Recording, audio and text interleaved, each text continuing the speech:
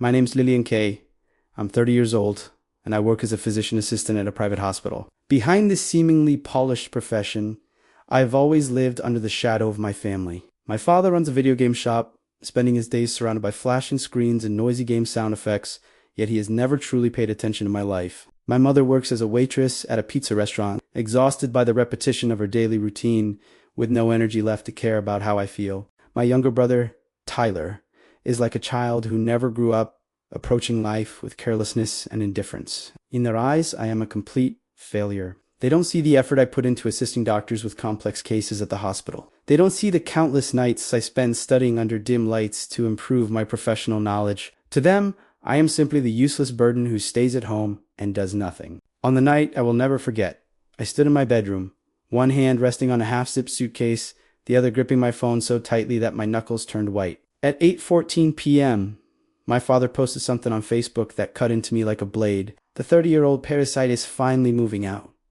No more cooking for her. He attached before and after photos of my room, mocking me relentlessly, calling it a pigsty and saying it had been turned into a den fit for a real adult.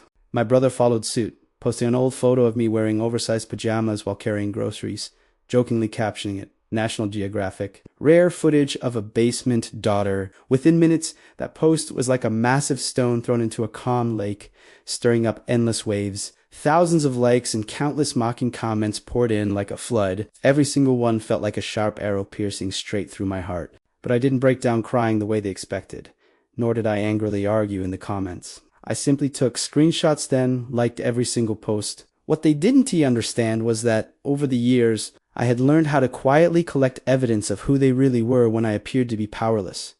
The truth is, I have given far too much to this family. When my grandmother fell ill, I was the one who accompanied her to oncology appointments again and again, carefully managing every medication she took. On those nights when fear kept her from sleeping, I stayed by her bedside, offering warmth and comfort. My father said hospitals made him uncomfortable. My mother said she couldn't stand the smell. My brother claimed he had a life and ignored her condition entirely. But my grandmother understood everything, who truly cared, and who was making excuses. After she passed away, she left behind important documents, naming me as the key decision maker over certain assets. Yet I never intended to use any of it for my own gain. I only wanted to honor my promise to her and maintain the fragile peace of this family. Mortgage shortages, insurance renewals, utility bills, my father's business tax payments, even my brother's car insurance from his part-time job. I handled all of it behind the scenes. I was like a solitary guardian, protecting this family, yet receiving not a trace of understanding or respect.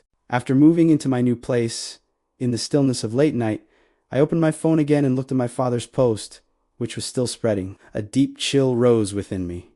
I stopped hesitating. I turned on my computer and organized all the information related to the family's accounts, the finances I had been quietly managing all along. I made my decision. I changed my personal account passwords, canceled automatic payments, and notified the insurance company and mortgage servicer that I would no longer be the point of contact. After that, I contacted the attorney handling my grandmother's estate. It turned out that my grandmother, worried that my father would squander everything, had long ago placed the house and the land beneath the shop into a trust. I was named the successor trustee and primary decision. My parents had the right to live in the house and use the shop, but only under certain conditions, including not harassing the trustee. My father's behavior on Facebook had already seriously violated those terms.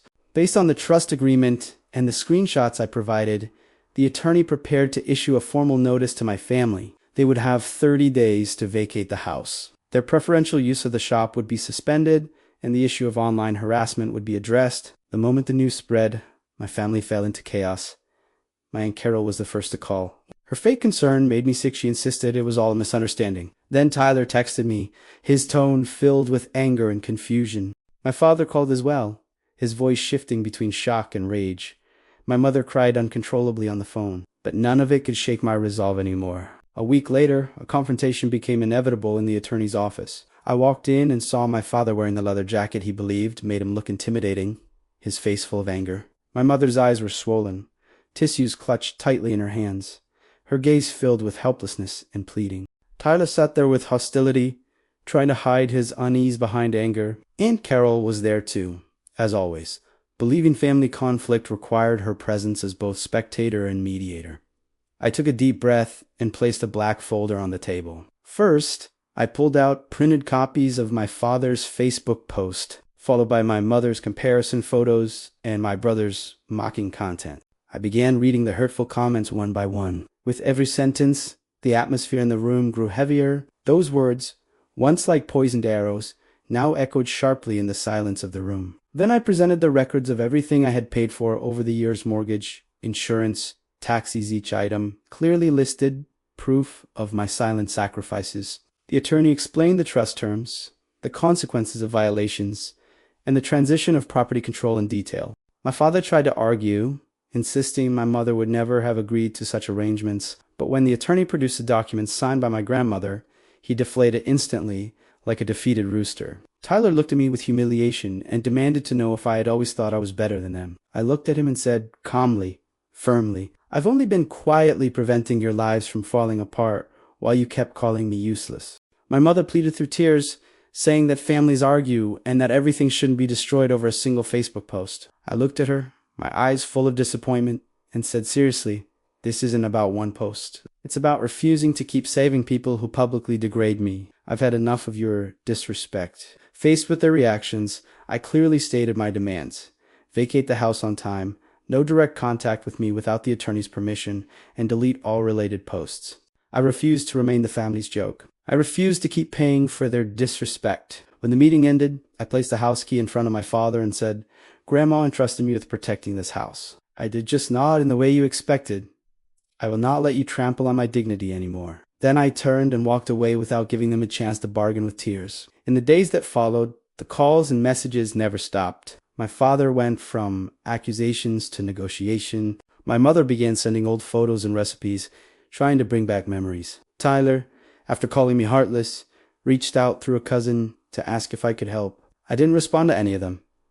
Everything was handled through my attorney. When the 30 days were up, the house was empty, and the land beneath the shop returned to trust management. I sold a portion of the unused land within the trust and used part of the proceeds to establish a technical training fund at a community college in my grandmother's name, helping people like me rebuild their lives, especially women making late career transitions. I once thought that leaving my family would make me the villain in their story, but now I understand that compared to slowly losing myself under their constant becoming the main character of my own life matters far more. With courage and clarity, I broke out of the cocoon that bound me and began a new life of my own.